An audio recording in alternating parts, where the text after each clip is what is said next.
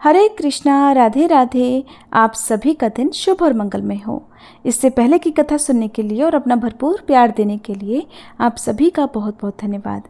आज सुनिए वैशाख मास महात्म्य में आगे की कथा। आज वैशाख शुक्ल एकादशी है और इस एकादशी का नाम है मोहिनी एकादशी।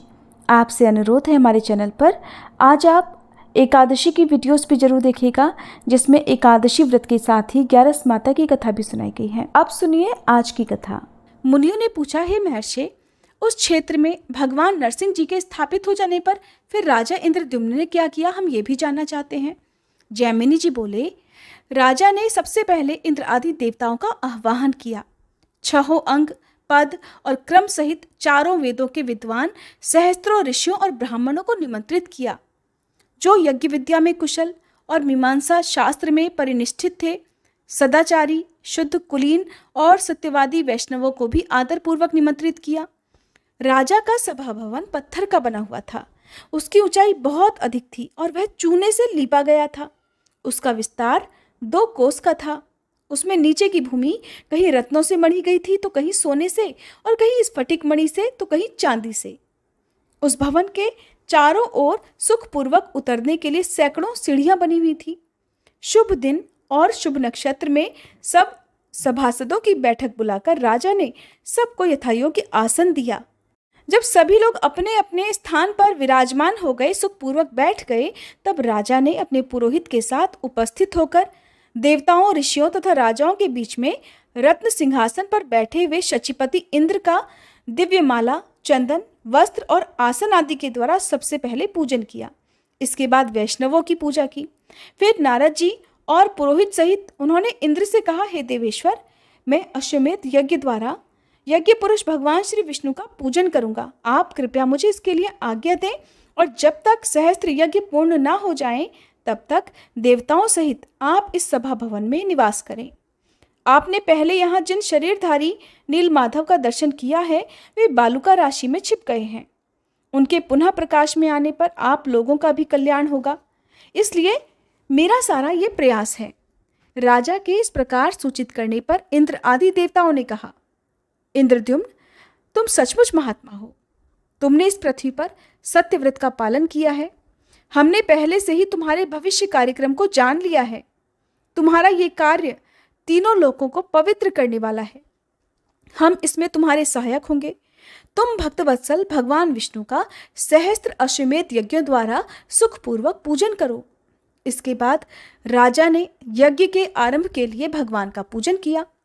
भगवान विष्णु को सभा भवन में इष्ट देव के स्थान पर बिठाकर राजा अपनी पत्नी के साथ निश्चित लगन की प्रतीक्षा करने लगे। स्वस्ति वाचन हो जाने पर पुण्याह वाचन और आभ्युदयिक श्राद्ध संपन्न किया गया। उसके बाद सब सामग्री लेकर राजा ने ऋत्विजों का वरण किया। वरण हो जाने पर उन्होंने पत्नी सहित राजा को यज्ञ की दीक्षा दी। वेदी का संस्कार करके उस पर प्रज्वलित आहवनी अग्नि की स्थापना की गई।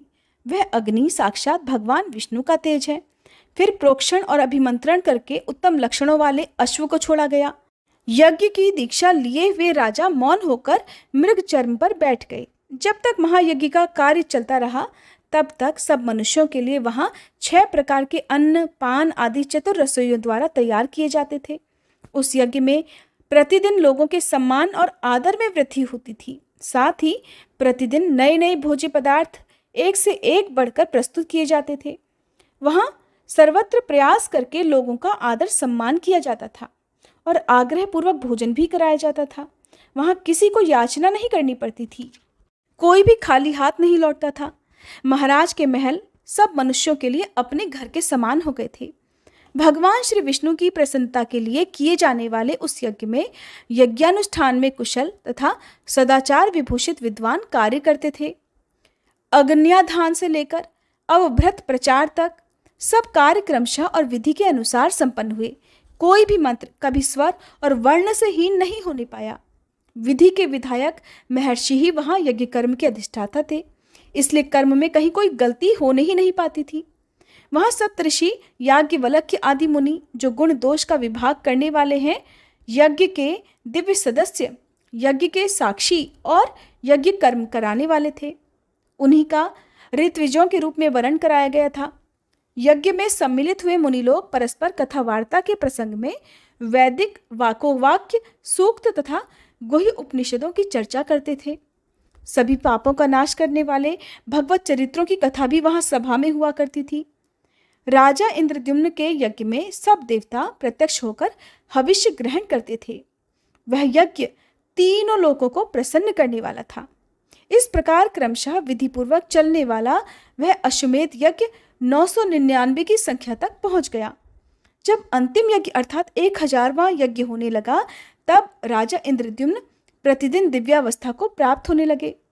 सोमरस निकालने के दिन से 7 दिन के बाद जो रात आई, उसके चौथे पहर में राजा इंद्रद्युम्न ने अविनाशी भगवान विष्णु का ध्यान किया।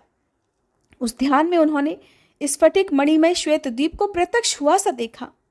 उसके चारों ओर क्षीर समुद्र लहरा रहा था। उस श्वेत द्वीप के मध्य भाग में दिव्य मणियों का बना हुआ एक उत्तम मंडप दिखाई दिया। उसके भीतर प्रकाशमान रत्न सिंहासन सुशोभित था। उस रत्न सिंहासन पर मध्य भाग में शंख चक्र गदाधारी भगवान विष्णु का दर्शन हुआ। उनके श्री अंगों की कांति नील मेघ के समान श्याम थी। वे वनमाला से विभूषित थे।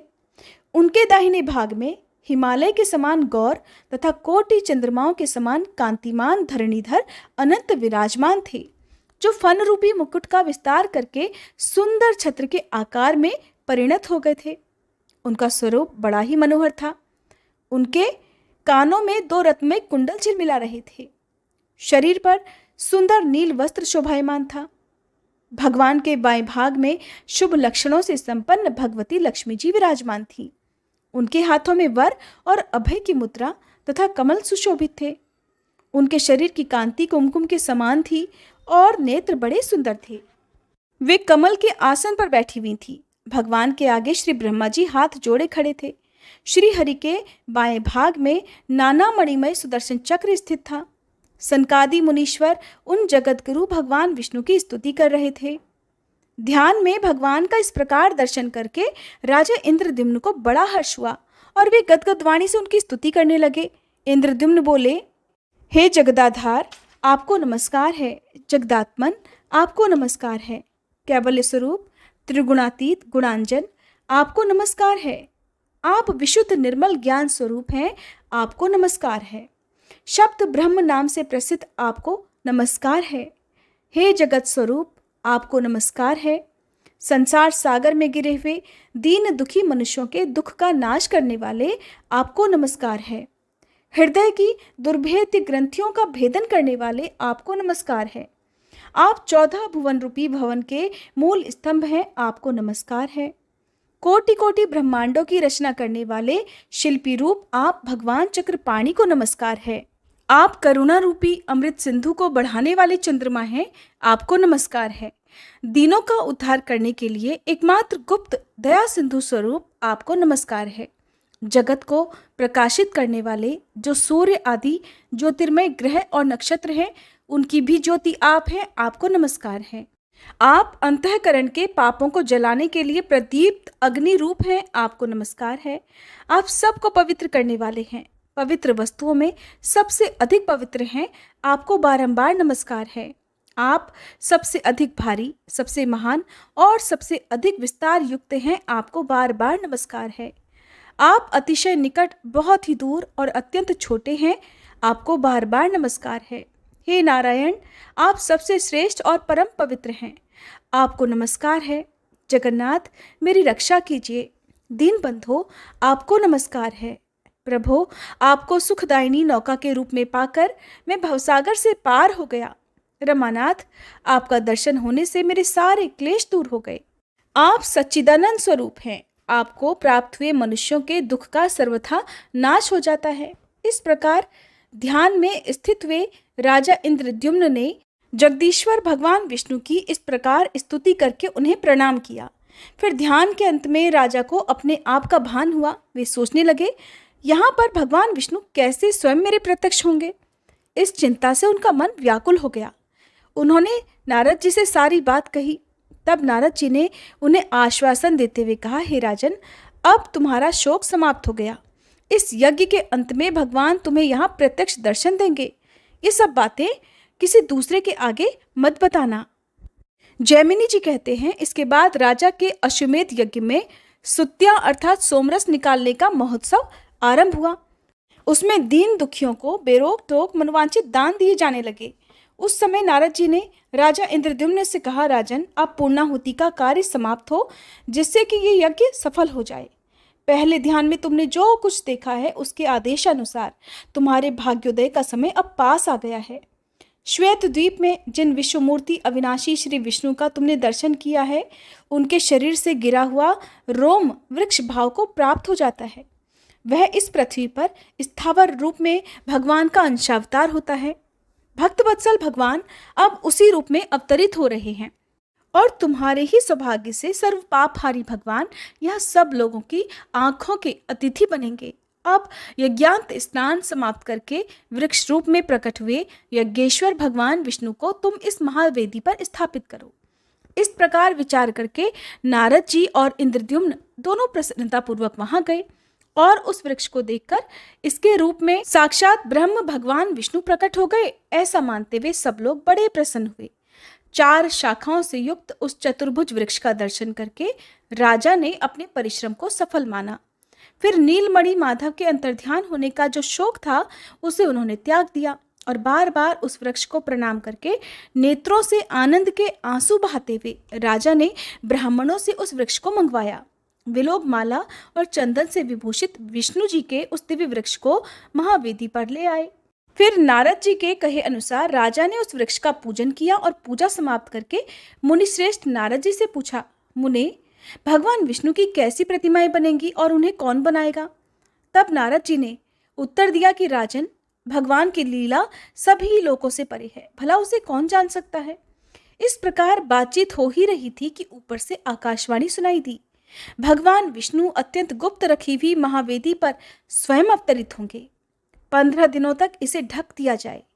हाथ में हथियार लेकर उपस्थित हुआ जो ये बूढ़ा बढ़ई है, इसे भीतर प्रवेश कराकर सभी लोग यत्नपूर्वक दरवाजा बंद कर लें।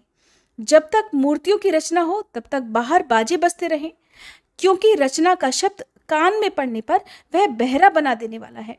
कोई भी अंदर प्रवेश ना करे और ना कभी देखने का प्रयास करे, क्योंकि वहां काम करने वालों के अलावा जो भी देखेगा उसकी दोनों आंखें अंधी हो जाएंगी। इस आकाशवाणी के बाद आगे जो कुछ भी हुआ उसका वृतांत भक्तजनों आप सभी आने वाले अध्यायों में सुनिएगा। उम्मीद है ये वीडियो भी आपको पसंद आई होगी।